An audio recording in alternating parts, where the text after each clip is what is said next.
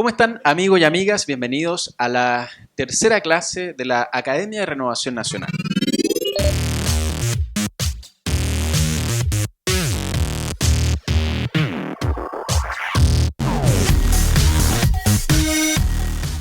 Hoy vamos a abordar el tema del desarrollo político e institucional de Chile con el profesor Patricio Gajardo, a quien le damos un aplauso y la bienvenida a la Academia de Renovación Nacional. Profesor. Gracias. Profesor, gracias.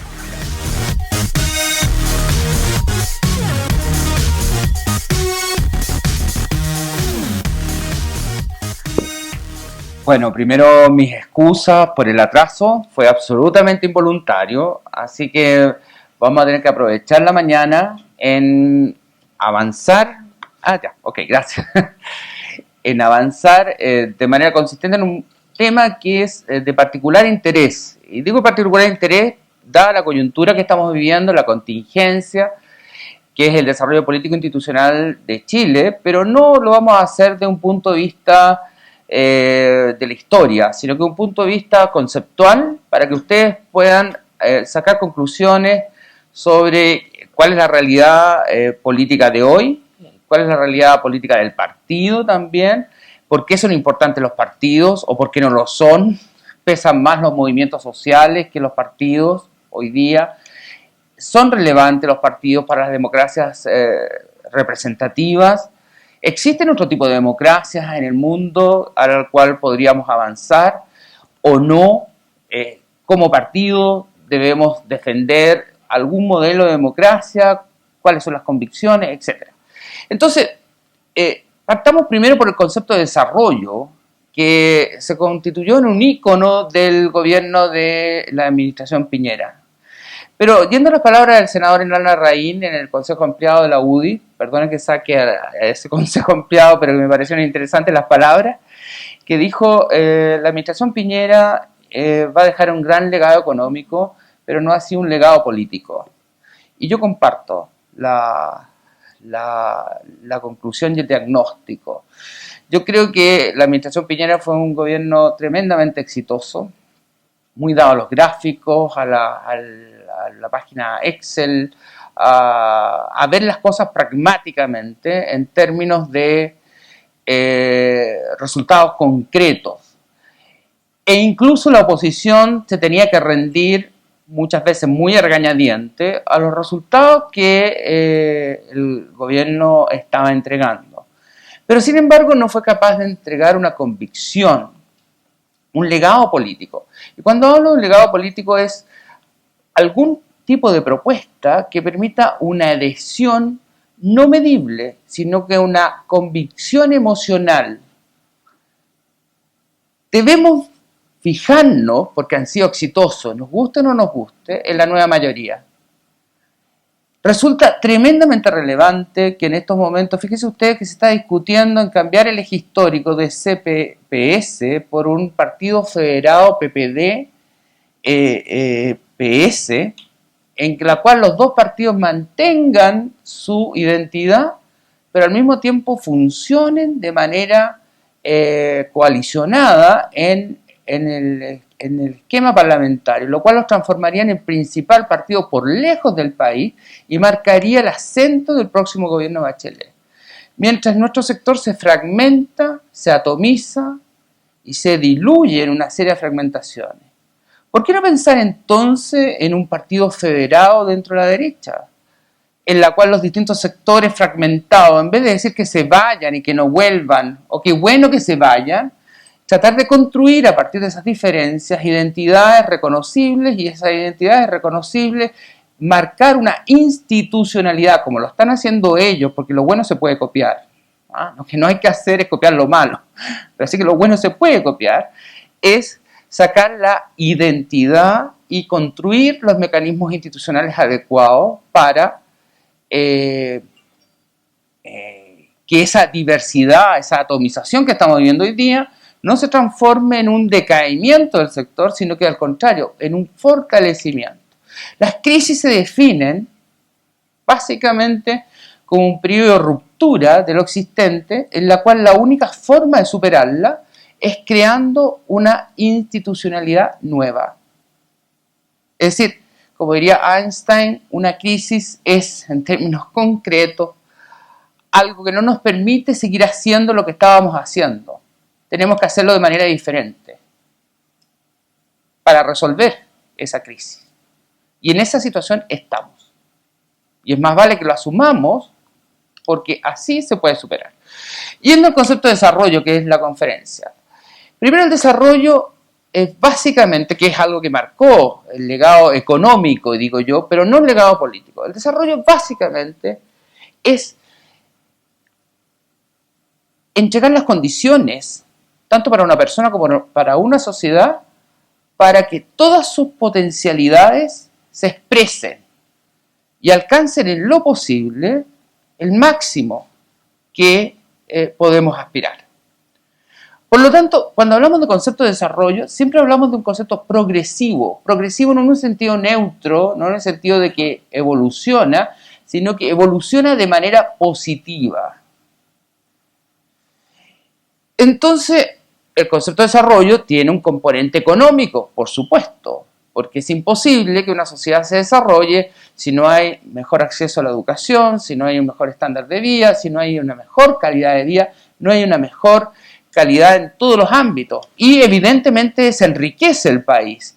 Los agentes económicos crecen económicamente. Y eso es fundamental para lo que hemos visto durante esta administración.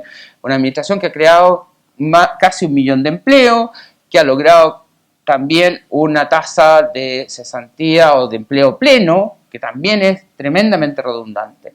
Pero la gente se pregunta, como cuando las cosas se hacen bien, bueno, pero si esto es lo que es la pega que tiene que hacer el gobierno.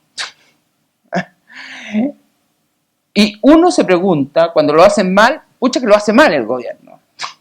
Entonces, el concepto de desarrollo, que es tremendamente relevante, si yo no le coloco o no acentúo el factor de que todo eso tiene sentido en la medida de que se construya una propuesta para que nuestra sociedad sea mejor, y ahí podemos discutir qué es lo que entendemos por una sociedad mejor.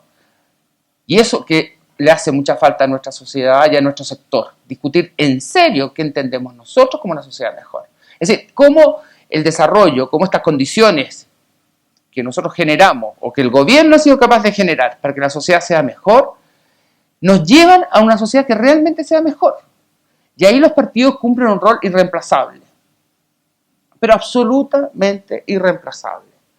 Los partidos políticos se definen como estructuras organizadas, coherentes, que las aglutina un pensamiento político, un cierto ideario, una cierta ideología, si es que hablamos de partidos ideológicos. A veces son partidos paraguas, como se llama, es decir, partidos que se vinculan a un determinado personaje, los partidos atrápalo todo, es decir, partidos que no tienen un ideario, una propuesta, sino que se vinculan a una determinada persona. Y esa persona es la que construye el partido. En general, los partidos inicialmente, los partidos no consolidados, tienden a tratar de construirse a partir de estos personajes. En la medida que el partido se consolida y se transforma en una estructura mucho más validada socialmente y más históricamente protagónica, se transforma en un partido más estructural y que no depende solo de liderazgos personales. Eso es lo sorprendente del diagnóstico que tendríamos que hacer ahora, porque la centro-derecha lo que está viviendo hoy día es una atomización de liderazgos caudillistas y que revela que a pesar de que tiene dos partidos, al menos dos partidos consolidados, no ha sido capaz entonces de crear las estructuras ni las instituciones internas que permitan que el debate que se hace necesario para que estos partidos se actualicen y por lo tanto para que las crisis los fortalezcan, esté al debe, ¿no? Entonces lo que vemos son declaraciones de uno, declaraciones de otro, fragmentaciones de uno, fragmentaciones de otro y una sensación de incertidumbre si el partido va a sobrevivir o no va a sobrevivir, si la atomización significa una decadencia definitiva o no significa una decadencia definitiva. Vamos a las instituciones, ya que la conferencia se llama Desarrollo Institucional de Chile. ¿Qué son las instituciones? Las instituciones son las reglas del juego político. Mientras más sólida una democracia, más institucionalizadas están estas reglas. Huntington dice de que la institucionalización es cuando estas reglas del juego, como los partidos, todos los partidos, lo primero que ustedes hacen cuando van a un juego determinado o analizar o aprender un juego de naipe, un ajedrez, es preguntar cómo se juega. Bueno, así también la política no funciona en el aire, funciona con reglas del juego, más aún en democracia. Sí. Las reglas no significa que uno esté de acuerdo con ellas, sino que uno las incorpora al procedimiento. O sea, uno no tiene que, para jugar ajedrez, estar de acuerdo que si el caballo se mueve de una manera o la reina se mueve de otra manera. Lo que importa es que acepte la regla. Eso mismo es aplicable con el sistema binominal, por ejemplo, que es una regla fuertemente discutida y fuertemente cuestionada, y que probablemente esta última elección va a ser la última elección con sistema binominal si asumimos un cambio constitucional como se plantea dentro del programa de la nueva mayoría y del programa de Michelle Bachelet. Y además, no olvidemos que también el propio Renovación Nacional entró en una etapa de conversaciones con la democracia cristiana en su momento para hacer reformas sustantivas al sistema binominal. Incluso el propio presidente de Renovación, Carlos Larraín, en su momento planteó cambios a las reglas del juego e incentivos a crear o avanzar hacia un sistema semipresidencial, que después no se llegó a un debate más profundo sobre el tema, pero sí se planteó. Por lo tanto, las reglas no tienen por qué ser fijas, menos en democracia, porque uno de los factores o uno de los roles que cumplen las instituciones es básicamente, primero, permitir la interacción entre grupos distintos. Como cuando uno corre en una pista de atletismo o practica cualquier deporte, necesita reglas del juego, porque si no, no puede competir en un proceso. No puede competir en una competencia, porque todos somos distintos, en una democracia con mayor razón. Entonces, la primera razón de ser que tienen las instituciones es básicamente que las instituciones establecen la posibilidad que grupos diversos interactúen. Por eso la Constitución, cuando se habla, la Constitución no le importa a la gente, que yo he escuchado muchas veces en este discurso cosista, que a veces la derecha tiende a caer, de manera de entregarle en bandeja el contenido a la oposición de ahora, pero el gobierno a partir de marzo, y quizás mucha razón es porque llegan al gobierno porque ellos sí se preocupan de darle contenido a las cosas, y nosotros no nos preocupamos. Entonces, a veces decir, bueno, la discusión de la Constitución no tiene mayor relevancia. La Constitución es clave, y coloco solamente un planteamiento. Venezuela es un país riquísimo, es el poseedor de las mayores cantidades de reservas de petróleo del mundo. Sin embargo, ustedes, no necesito repetir las noticias de lo que pasa o lo que está pasando en ese país. A partir de la famosa jura que hizo Chávez el año 99, cuando juró, dijo, yo juro frente a esta constitución moribunda asumir los deberes y derechos que la próxima constitución me va a dar. Y lo que ha ido sucediendo en Venezuela es un proceso de consolidación de lo que denomina Guillermo O'Donnell el mayoritismo. Es decir, establecer un sinónimo entre la democracia y el gobierno de las mayorías. Cuando la democracia no es el gobierno de las mayorías, sino que es el gobierno de las mayorías en equilibrio con las minorías. Porque la mayoría puede querer matar a los judíos. Y eso no es legítimo, eso es inmoral. ¿Ok? Y puede ser mayoritario. Por lo tanto, el mayoritismo, que es lo que se ha ido consolidando en las democracias bolivarianas, por ejemplo, muchas veces han surgido a través de asambleas constituyentes. Debate también prometedor en Chile y que probablemente se va a reactivar a contar de marzo, a pesar de que en la elección pasada el marcar a C no llegó al 10% de los votos, pero eso no significa que los movimientos sociales no vayan a activar este proceso. ¿Por qué es tan importante el mayoritismo en reemplazo con las democracias representativas? En general, si ustedes se fijan, el mayoritismo es generalmente demandado por sectores sociales más extremos, porque la representación o la importancia de las minorías siempre obliga a la negociación. Y la negociación involucra acuerdo y posiciones más moderadas. Y la democracia representativa, que es lo que defendemos como partido, es decir, una democracia en la cual se elijan representantes al Parlamento, que existan división de poderes, que haya un poder ejecutivo con distintas atribuciones. Eso también puede ser discutible si es que planteamos la tesis de la democracia semipresidencial o una democracia parlamentaria o una democracia con distintos niveles de presidencialismo, planteándolo en este esquema de hacia una nueva constitución. El mayoritismo es la expresión máxima de los movimientos sociales. Y si ustedes se fijan, los movimientos sociales que responden en los inicios, siempre lo ha sido así. Pedro Ibarra define los movimientos sociales como una agrupación de personas que se vinculan a partir de una frustración compartida. O sea, el elemento que le otorga identidad es una frustración compartida.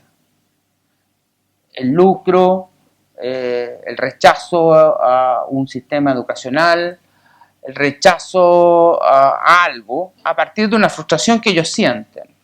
Los partidos se diferencian porque los movimientos sociales es una frustración compartida, los partidos proponen un proyecto de país, una visión general, una visión de conjunto, y eso debieran apuntar los partidos, si no lo hacen.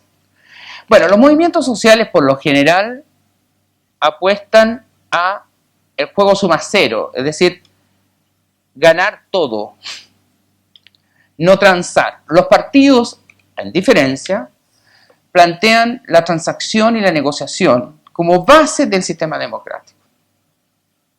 ¿Por qué existen movimientos sociales que plantean la Asamblea Constituyente? Porque saben de que en un régimen representativo en que hayan mayorías y minorías, evidentemente la constitución que salga va a ser una constitución que surja del consenso. Entonces el cuestionamiento del consenso es ¿cuál? Que el consenso es cupular. Y al ser cupular entonces no sería legítimo. Otra versión también es que existe una ilegitimidad de origen que estaría marcada por el sistema binominal. Como el sistema binominal no es legítimo, entonces los parlamentarios no tendrían legitimidad para hacer una nueva constitución. Si asumimos ese precepto, ese concepto, lo que estaríamos encontrando entonces es que todas las decisiones que toman los parlamentarios serían ilegítimas. Y los que estarían asumiendo en marzo no deberían asumir. Bueno, lo que sucedió en los países bolivarianos, y que sería una fórmula también pensando en los partidarios de la Asamblea Constituyente, es que se crea una Asamblea Constituyente, se reforma la Constitución a través de líderes sociales, políticos, etc., y se elige un parlamento absolutamente nuevo con las nuevas reglas del juego. Y entre las nuevas reglas del juego, en general, los países bolivarianos han tendido a establecer la reelección permanente de presidentes como uno de los factores claves del proceso de transformación. La pregunta que tenemos que hacernos, ¿eso es desarrollo para el país? ¿Eso es conveniente para el país? La democracia que defendemos, la democracia en la cual creemos, es una democracia de mayorías exclusivamente, o una democracia en la cual las mayorías y las minorías están obligadas a negociar y están obligadas entonces a llegar a acuerdos. La centroderecha siempre se ha definido por una valoración de la democracia representativa. Eso no significa no evaluar lo que los movimientos sociales nos indican. Los movimientos sociales son indicadores de que algo está sucediendo a nivel de la sociedad y muchas veces los movimientos sociales nos anticipan los problemas. Otra incapacidad dramática de este gobierno. la incapacidad de entender los movimientos sociales. Es decir, se asumía, o ya sea que eran movimientos que no tenían mayor relevancia, que iban a desaparecer con el tiempo, que no iban a ser utilizados por determinados sectores políticos, cuando sí fueron utilizados. Sorprendente y magistral la nueva mayoría, como los ha ido cooptando, si ustedes se fijan. De joyería el trabajo que hicieron con George Jackson, de joyería, sin quitarle nada de su independencia, lo cooptan. Cooptar es subordinar de manera implícita. Es decir, yo le digo, tú eres independiente, tú haz lo que tú quieras, pero yo te entrego las condiciones para que tú puedas ejercer tu autoridad. Y si George Jackson hubiera tenido probablemente un listado en Santiago Centro, no hubiera salido como diputado. Y quieran o no, aunque George Jackson no haya recabado ni un ápice de sus principios, porque dijo que no era de la nueva mayoría, que no estaba con Michelle Bachelet, quedó fuertemente cooptado, porque sabe perfectamente que él está o va a estar sentado en el Parlamento con 3 de marzo porque la nueva mayoría así lo quiso. ¿Usted creen que no le van a pasar la cuenta? ¿Usted cree que en política las cosas son gratis? No. Y la cuenta se la van a pasar. De hecho, el que participe o no participe en comisiones como la Comisión de Educación, ya han habido planteamientos del Partido Socialista muy claros en relación a George Jackson. Está bien, nosotros apoyamos que George Jackson participe en las comisiones de educación, que para él son tan importantes, pues ya que él surge del movimiento estudiantil, pero siempre y cuando haya algún tipo de compensación o que demuestre una voluntad a conseguir los respaldos necesarios. Si no, se puede quedar como llanero solitario y no tener ningún respaldo para ser parte de ninguna de las comisiones que él realmente le interesa participar y cumplir un rol relevante. ¿Ustedes creen que no va a terminar cediendo? Bueno, eso nos falta a nosotros. Y nos falta porque la cooptación es parte del proceso político. No digo la cooptación malintencionada, la cooptación en la cual yo tengo claro de que me tengo que manejar con grupos independientes o con grupos díscolos. Nosotros estamos enfrentando como sector estos grupos díscolos, parlamentarios que se han ido y que la nueva mayoría lo debe estar mirando con un apetito feroz. Porque son los votos que va a necesitar para hacer las transformaciones, para ampliar su nivel de respaldo, para no aparecer como una aplanadora, sino como una succionadora. Y como tiene capacidades de cooptación extraordinarias, como han demostrado históricamente, va a tratar de cooptar también a nuestros disidentes. Entonces, el partido o los partidos de centro-derecha, si queremos ser y seguir siendo lo que somos, porque a lo mejor la desaparición del binominal lo que nos va a llevar, al cambiarse las reglas del juego, a que surjan nuevas políticas de alianza. ¿Por qué? Por lo que llamo yo el efecto inductor que ya se está viviendo. Yo estoy seguro que probablemente, aparte de los problemas internos del partido, tanto Renovación Nacional, la UDI, etcétera, por el desastre electoral de noviembre, está el tema de que hay un efecto inductor. Es decir, si el binominal no estuviera puesto en juego, probablemente lo pensarían o lo habrían pensado más de una vez, es irse del partido. La ida del partido, que siempre es un salto al vacío, más cuando se sale de un partido con trayectoria, consolidado, etcétera, etcétera, es siempre una apuesta muy difícil. Muy pocos partidos han logrado recomponerse. Vemos el caso del PRO con Marco Enrique Minami, que sería uno de los casos medianamente exitosos, aunque sigue siendo un partido muy construido a partir de una sola personalidad. No ha logrado todavía consolidarse como una institución que tenga una propuesta programática que vaya más allá de Marco Enrique Minami, si ustedes lo pueden ver. Fuerza Pública con Andrés Velasco, ahí vemos otra experiencia interesante, como un movimiento liberal interesante, pero vamos a ver en qué sentido evoluciona. Ahora, Evópoli, Horizontal, etcétera, todas estas entidades tienen una viabilidad como un niño prematuro. Es decir, están en terapia intensiva. Es decir, hay que ver si funcionan o no. Pero lo nuestro como partido no es cuestionarlos. Eso sería lo peor que deberíamos hacer. Porque la nueva mayoría sí los va a cooptar. Entonces, lo peor que podríamos hacer es decir que se vayan todos. ¿Ah? Que trabajar con esa nueva realidad. Y buscar una institucionalidad, estructuras que permitan efectivamente incorporarlos a un proyecto de derecha moderno. Y el proyecto de derecha moderno tiene que ser construido a través de las ideas. Y no le tengamos miedo a las ideas, por favor. Las ideas han sido como una monopolio de la izquierda. Y ya está bueno. La idea, y debemos darnos el trabajo de reflexionar, pero en serio.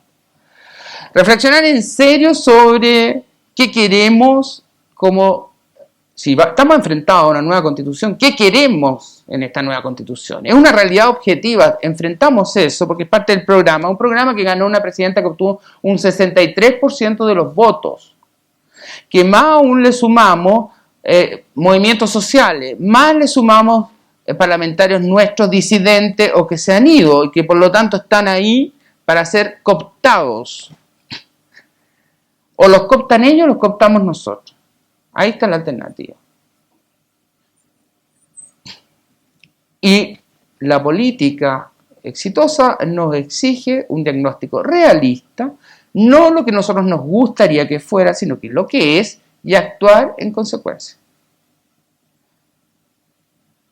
El mayor error de la política es caer en el oportunismo versus la oportunidad. Nosotros lamentablemente como sector hemos caído mucho en oportunismo, en tratar de sacar ventaja de situaciones complejas y difíciles y no evaluar la oportunidad. La crisis que está viviendo el sector tiene que ser vista como una oportunidad. Pero en serio, y para eso son los dirigentes, los líderes del partido, los que tienen que ser capaces de evaluar esa oportunidad. Eso es parte del rol del liderazgo. Y eso no es excusable. Y eso no es excusable para ningún líder político del sector. Ni para Piñera, ni para las mesas directivas, ni para nadie. Cuando se habla que Piñera va a volver o no va a volver en el 2017, más allá de la discusión estratégica política, lo que interesa saber es si efectivamente Piñera va a ser capaz de pasar o de construir el legado político que no hizo durante su administración. Yo tengo mis serias dudas, porque es un gobierno que tuvo la posibilidad de construir su legado político durante 4 años, no lo hizo. Yo creo que Piñera va a ser un personaje tremendamente influyente, yo no lo niego. Es evidente que si todo indica que según las encuestas estaría llegando probablemente al 50% cuando estaría saliendo. O sea, una personalidad política de esa magnitud en la derecha no existe. Eso es evidente. Menos con la trayectoria de haber sido expresidente. Pero el déficit de Piñera es básicamente su personalismo. Y la visión de ver la política como un gestionismo, es decir, como gestión. Y para ser exitoso en gestión tengo que tener capacidad de gestión. Pero cuando yo pierdo el poder ejecutivo, cosa que va a suceder el 11 de marzo, va a perder esa capacidad de gestión. Me refiero a gestión política. Va a poder formar todos los centros de pensamiento que quiera, va a poder a lo mejor tener un partido político, muchas cosas más. Pero eso no se va a reflejar en cómo él entiende la política, que él hace una asociación de la política en nivel de gestión. En ese sentido, si me permitiera yo sacar una conclusión estratégica más allá de las de los pronunciamientos que uno pudiera tener. Yo creo que cuando se habla de que lo mejor que podría hacer Piñera es volver al partido, no me cabe la menor duda que sería la mejor decisión. Y fortalecer el partido desde su propia visión, porque es un plus Piñera y lo va a hacer, y eso es innegable. Y eso hay que tenerlo en cuenta.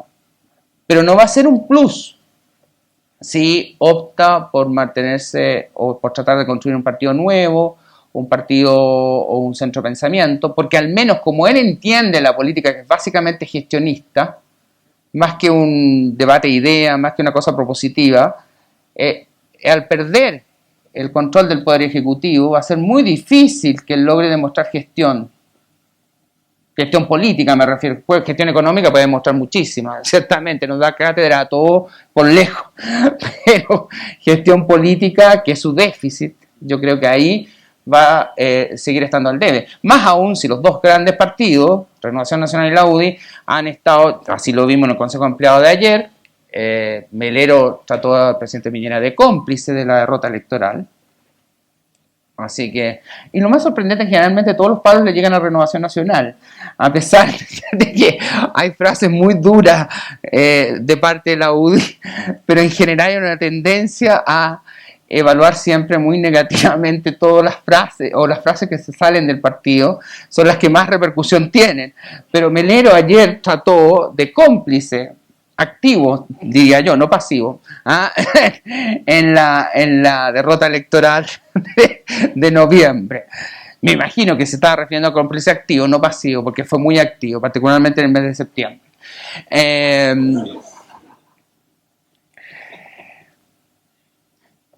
Pero ahí también hay una definición de partido clave. O sea, no podemos pretender aislar a Piñera o no recabar su potencial y su liderazgo, que lo va a tener y lo va a tener de manera contundente. Entonces, ahora, es una decisión de él porque efectivamente un expresidente es como un jarrón chino, digamos, me dicen, que no se sabe dónde colocar, son esos jarrones elegantes, finos, pero no se sabe qué hacer con ellos, dónde colocarlo en la casa, porque no combina con nada lo que yo tengo y es muy caro, tan caro que yo casi tengo que readecuar la casa para instalarlo en alguna parte y está ahí, pues, ¿no? Es una molestia permanente. La ventaja, y en eso volvemos a la nueva mayoría que sí sabe hacer política, como sucedió con Bachelet, por ejemplo, que la mandó fuera, estuvo fuera y la mantuvo como un ícono constante. ¿Fue un tapón para el surgimiento de nuevos liderazgos? Fue un tapón para el surgimiento de nuevos liderazgos.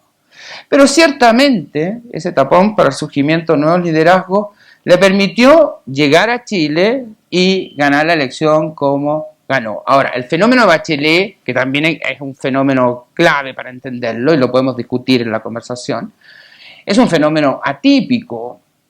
O sea, es un fenómeno repetible constantemente. Casi todos los expresidentes, todos estos jarrones chinos, intentan volver a ser presidente. El único que no, al menos desde el retorno a la democracia, que no lo ha intentado es el presidente Elwin. Todos los demás han querido. Frey, para qué decir, Lago, quería que lo fueran a buscar a Caleu, no lo fue a buscar nadie, pero bueno, eso es otro problema. Y Bachelet, que esperó pacientemente en Nueva York y conquistó algo que en Chile es muy difícil, que es el tema de ser reelecto. O sea, que eso es un mérito. Ahora, ahí hay elementos de carisma, elementos de un trabajo estratégico electoral magistral, digno de estudio, y que nosotros deberíamos, en serio, no para parecernos, sino que para sacar conclusiones de cómo se hace política, porque eso es lo que nos hace falta a nosotros. De gestión, la gran mayoría de los que estamos vinculados al sector sabemos o conocemos, pero de política sabemos poco. Entonces, para saber de política, uno tiene que ver experiencias políticas interesantes. Y realmente la estrategia electoral de Bachelet fue magistral. Ahora, yo no desconozco que tiene una candidata de lujo, una candidata absolutamente fuera de toda proporción, porque ni el caso de Lago, ni el caso de Frey, bueno, Frey menos, pero el caso de Lago, que terminó con un alto nivel. No, el Frey, yo hago un paréntesis, porque ahí había una especie más de voluntarismo de Frey de volver a ser candidato. o de suplir algún déficit psicológico paternal, cuando ganó la elección en el año 93, que mucha gente lo confundía con el padre, entonces a lo mejor quiso el año 2009 tener alguna posibilidad de siendo él mismo, ganar la elección presidencial y superar ese síndrome paterno.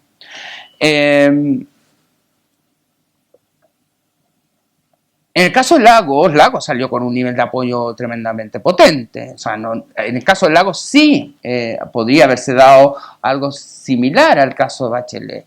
Sin embargo, vemos que incluso desde la propia Concertación en esa época hubo muchos que le fueron colocando cortapisas para impedir que Lagos surgiera como alternativa, y cosa que no sucede con Bachelet. No sucede con Bachelet básicamente por un diagnóstico que la Concertación asume con mucho realismo, que ellos perdieron la elección, por lo tanto ellos necesitan a alguien que los salve, a alguien que de alguna manera los reposicione y los lleve a la moneda. Eso, un diagnóstico realista para tener resultados exitosos, una vez más. Es decir, al margen de no análisis, me puede gustar o no me puede gustar Bachelet, pero Bachelet es la persona que nos puede devolver a la moneda. Y eso es un diagnóstico realista. Y en vez de tantas tensiones al interior, que las hubo y las ha habido, pero las esconden o las subliman, más que las esconden, las subliman, porque no las esconden tanto, se plantean concretamente el retorno a la moneda. Concluyendo en la parte para que hablamos del debate. En los 24 años desde el retorno a la democracia hemos sido capaces de construir una democracia representativa, una democracia consolidada, con éxitos impresionantes. Y no lo estoy planteando de una lógica autocomplaciente, ¿no? Sino que yo creo que Chile efectivamente ha producido una transformación radical en lo económico, en lo político, en lo social, en lo cultural, en todos los planos. Estamos viviendo demandas que son absolutamente lógicas a un país del ingreso per cápita que tenemos. No tiene nada de extraordinario. Y los movimientos sociales, como diría Huntington también, responden a una lógica que generalmente la sociedad o las demandas de la sociedad evolucionan con mayor rapidez que las estructuras institucionales que llevan a resolver esas demandas. O sea, lo que pasa a nivel del país, de la sociedad, también pasa a nivel de los partidos, y un poco lo que está pasando a nivel de nuestro sector. Es decir, las demandas de la sociedad tiende a cambiar más rápido que las instituciones. Las instituciones por lo general se construyen a partir de situaciones dadas en un determinado contexto. Una institución moderna, una institución validada socialmente es aquella que se adapta y tiene mecanismos de adaptación y se fortalece a través de esas adaptaciones. Por eso que los partidos más antiguos suelen perdurar más que las entidades nuevas, porque en general los partidos nuevos tienden a ser más rígidos. Es decir, o se forman al alero de una persona, o se forman en base a un solo principio, el rechazo a algo, por ejemplo, o la oposición a determinadas cosas, porque tiene harto carrete y sigue teniéndolo. Entonces un partido con harto carrete, evidentemente que si logra superar esta crisis, de la cual yo estoy seguro que lo va a hacer, va a salir fortalecido, y va a salir fortalecido, pero siempre que la supere, es decir, que se atreva primero, más que solamente al diagnóstico, a pensar en la solución y actuar en consecuencia. O sea, no basta, acá no estamos haciendo filosofía, se está haciendo política. Y cuando se hace política, se actúa, no solo se reflexiona. Esa es la diferencia entre la academia y el debate de las ideas y la política. En el debate de la idea, si ustedes quieren una clase de ciencia política, podemos hacer una clase de ciencia política, pero la política involucra acción. Si yo me quedo en el debate de las ideas, que es muy legítimo, y yo creo que es una escasez y una incapacidad de nuestro sector crónica, porque nosotros en el debate de las ideas no las valoramos, y por mucho tiempo estuvimos sometidos al cosismo, que llamo yo, a decir, a la gente no le interesa, a la gente no le importa, a la gente le interesan los problemas concretos. Claro, pero los problemas concretos muchas veces devienen de situaciones pensadas a más largo plazo.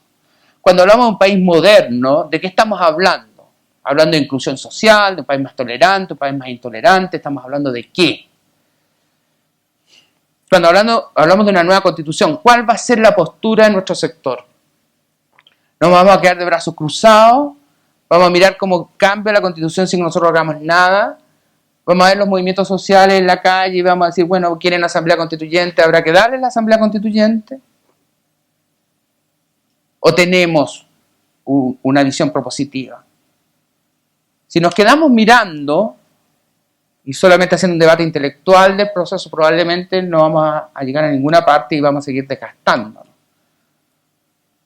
Pero tenemos que asumir que el país cambió, pero cambió dentro de los parámetros que se han logrado durante 24 años de transformaciones económicas y sociales y políticas muy relevantes. La Constitución tampoco es la Constitución del año 88, ha sufrido enormes modificaciones y va a sufrir más modificaciones. Si avanzamos a un sistema proporcional o un sistema semiproporcional, un sistema de distintas, pero probablemente binominal no va a ser, ni tampoco mayoritario, como defiende la UDI, por ejemplo, un nominal mayoritario, que gane uno solo y que las mayorías, eso no creo que está, porque no está dentro, primero, independientemente que puede ser bueno o puede ser malo, históricamente no está dentro del background cultural chileno, y nuestro país ha sido mucho más próximo a sistemas proporcionales, puede haber proporcionales corregidos, etc. O sea, pero le va a dar oportunidades a grupos más pequeños a estar en el Parlamento. Los partidos más pequeños suelen ser más extremistas, suelen tener posiciones más extremas. Un caso típico, y ahí voy concluyendo, el caso de Israel, por ejemplo. Israel tiene el sistema proporcional más proporcional del mundo. Casi los partidos que sacan un 0.8% de los votos tienen representantes en el Parlamento. Entonces, ¿qué cosa sucede? Ustedes dirán ultrademocrático, porque el sistema proporcional trata de reflejar la fragmentación y la diversidad de la sociedad en el Parlamento tal como es. Pero ¿qué cosa sucede? Que los partidos grandes, como el bloque Likud de derecha, el Kadima de centro derecha, el laborista, quedan chantajeados por estos partidos pequeños. Los tres grandes partidos son partidos seculares, es decir, que no tienen visiones religiosas. Y los partidos pequeños, como suele suceder, que en general en todos lados, ya sea pequeño de izquierda, pequeño de derecha, tienden a ser partidos más extremistas, con posiciones más extremas.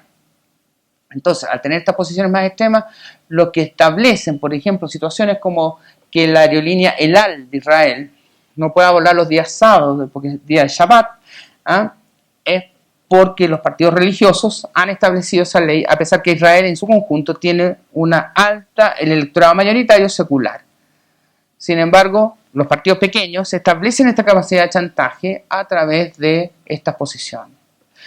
¿Por qué? Y ahí concluyo en ese plano, es el tema del efecto inducido que estamos viviendo hoy día, es decir, que probablemente podemos esperar mayores fragmentaciones. Si en la democracia cristiana, que también debería sufrir fragmentaciones muy parecidas a la Renovación Nacional, no están sucediendo, es porque están a puerta de llegar al poder. El poder aglutina, cohesiona. La pérdida de poder desintegra, fragmenta, que es lo que nos está pasando a nosotros.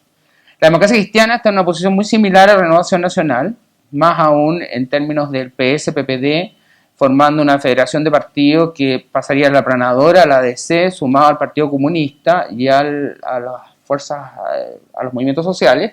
El Partido Demócrata Cristiano sería un vagón de cola. Si no se fragmenta, ahí tiene dos alternativas: o se suma derechamente al bacheletismo de izquierda y pierde totalmente su identidad, con lo cual empezarían a surgir los díscolos, que es un poco lo que nos pasa a nosotros. Pero no está surgiendo los díscolos en la democracia cristiana porque está a puerta de llegar a la moneda. Es nada más que por eso. Pero después debería empezar a producirse la fragmentación tarde o temprano. Yo no estoy diciendo que porque el gobierno de Bachelet vaya a ser malo o bueno, eso se verá, podemos conversarlo, pero evidentemente que es una posibilidad interesante, digamos, que se pueda producir. Y concluyendo, entonces, lo que estamos viviendo como partido y como sociedad responde a una crisis de madurez a partir de desafíos que no hemos sido capaces institucionalmente de resolver, por favor. Acá no se trata solamente de liderazgos más o liderazgos menos, institucionalmente de resolver. Cuando se plantea de que tenemos que construir instituciones que tengan solidez y que sean capaces de adaptarnos y transformarnos en un partido moderno, es eso lo que tenemos que hacer. Y esa es una responsabilidad de los dirigentes del partido y evidentemente de los miembros, los militantes, en términos de participación en el debate de esa transformación. Y que sea integrante e inclusiva. Segundo, no ver a los díscolos como enemigos o los parlamentarios que se van como factores que hay que atacar y cuestionar, hay que tratarlos de incorporar. Debemos sumar y no restar. La resta no nos funciona. Intentamos hacer la coalición por el cambio, pero construimos la coalición por el cambio solo como discurso, no como realidad objetiva. Nunca nos transformamos en coalición por el cambio. Veamos una vez más a la nueva mayoría. La nueva mayoría sí se transformó en algo distinto. ¿Incorporando al Partido Comunista? Sí. ¿Incorporando algunos movimientos sociales? Más de apariencia que de realidad, porque los movimientos sociales están mucho más distantes de la nueva mayoría de lo que ellos dicen. Y la capacidad real, incluso el propio Partido Comunista, de controlar los movimientos sociales es bastante discutible cuando vemos una creciente adhesión a sectores más anarquistas, mucho más a la izquierda que el PC, al cual ven al PC como un partido casi conservador y que ha traicionado los principios que lo retroalimentaron. Entonces, por lo tanto, es más bien una apariencia que una realidad en este interreño antes de que Bachelet llegue al poder el 11 de marzo, y que por lo tanto hace que las expectativas permitan un nivel de cohesión importante al sector que nosotros no tenemos, porque nosotros perdimos la elección. Entonces, al haber perdido la elección, nos encontramos entonces en ese proceso. Y por último, el rol que nos compete a nosotros como partido y como sector, que es la construcción de una democracia moderna y el aporte que tenemos que hacer a esa democracia moderna. Democracia moderna que no se agota solamente en el sistema político ni en la participación electoral, por favor, que involucra desarrollo social, elementos de integración, la discusión de nuevas demandas, que no podemos hacernos los lesos. Si hay demandas valóricas hay que enfrentarlas con los puntos de vista que cada uno tenga, con las visiones que cada uno tenga, pero lo que no podemos hacer es tirarlo debajo de la alfombra, es decir, no existen. Si nos gustan o no nos gustan, eso se ve, se discute y se plantea, y se toma una posición, y ojalá una posición de partido. No en términos de las demandas valóricas por imponer una demanda, pero sí una posición de alguna manera que responda hacia dónde debemos ir. No olvidemos que fue el propio presidente Piñera que abrió el tema de la ABP y del acuerdo de vida en pareja, y evidentemente eso es una transformación sustantiva, no tanto por el ABP en sí, que es una institución, un avance, sino que en términos de el cambio cultural que involucra que desde la derecha haya sido, donde haya surgido la iniciativa para generar transformaciones en el plano valórico. Los gobiernos de la concertación no lo hicieron nunca. Se planteaban de forma discursiva, pero no a través de actos concretos. Y la política se hace a través de acciones, vuelvo a reiterar. Y lo último, a través de instituciones, es decir, reglas del juego. Ojalá reglas del juego que sean adaptables, que permitan la resolución de conflictos y que permitan anticiparnos a los problemas que vienen. Que esa es un grave déficit del sector, la capacidad de anticipación. Lo vimos claramente en la administración de Piñera, como que se actuaba en función del momento, del hoy. Y de repente estallaban los conflictos, estallaban las situaciones, y se actuaba de manera reactiva, no anticipativa. Hay mecanismos, no hay recetas que nos puedan decir, mira, esto es lo que va a pasar, pero sí hay mecanismos para que uno pueda ir previendo situaciones de coyuntura o de contingencia que se pueden producir. Por ejemplo, lo que estaba hablando sobre la democracia cristiana, evidentemente que la democracia cristiana va a enfrentar tensiones de fragmentación en algún momento. ¿Cuándo? No sé, pero lo va a enfrentar porque está en una ubicación muy similar, más aún si nos enfrentamos a un cambio en el sistema binominal. El sistema binominal coloca a la democracia cristiana encajonada dentro de la nueva mayoría y sin posibilidad de salirse de ahí. En el momento que el sistema binominal cambie, ya la democracia cristiana va a poder moverse con éxito, asumir un protagonismo mucho más autónomo del resto de la nueva mayoría. Y por lo tanto ahí los díscolos van a estar a la orden del día y ahí vemos una capacidad de anticipación de un problema que evidentemente yo lo puedo evitar. O sea, si yo fuera presidente de la democracia cristiana tendría que tener la capacidad de establecer ese diagnóstico y ver que ese problema lo vamos a enfrentar en un periodo relativamente breve. ¿Cómo lo enfrentamos y cómo me anticipo a ese problema? La federación del PS y el PPD también es una capacidad de anticipación en el sentido de tratar de darse cuenta que el binominal va a hacer perder fuerza a partidos chicos. Entonces hay que tratar de construir partidos grandes, porque los partidos chicos sí van a ser chantajistas, van a ser los que van a producir el chantaje dentro del sistema político. Pero los partidos que van a generar iniciativas son los partidos grandes. Entonces, si ellos logran un partido federado que actúe los parlamentarios en la bancada más grande dentro del Congreso, evidentemente que va a haber un resultado mucho más prometedor de acuerdo a sus propias aspiraciones en relación al gobierno de Bachelet y las reformas que se nos vienen encima, nos gusten o no nos gusten, pero que nos exigen un punto de vista claro y preciso sobre lo que tenemos que hacer. Muchas gracias.